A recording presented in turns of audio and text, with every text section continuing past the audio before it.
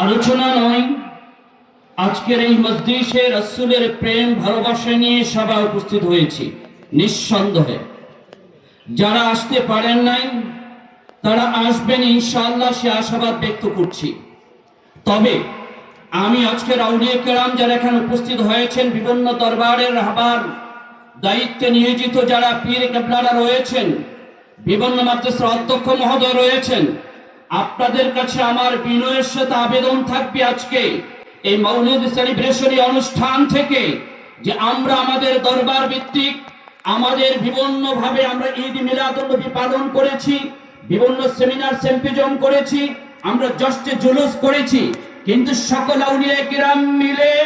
আজকে নয় আগামী দিন আরো সময় নিয়ে এমন একটি অনুষ্ঠান এই ঢাকার বুকে করতে হবে যে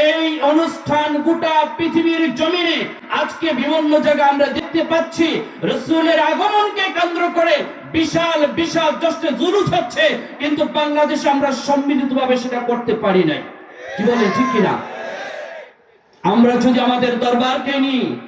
বসে থাকি আর গোটা দরবারগুলিকে একত্রিত না করি, তাহলে জাতিকে কিন্তু আমরা একত্রিত করতে পারবো না। জাতিকে একত্রিত করতে হলে প্রত্যেক আউলিয়া কিরাম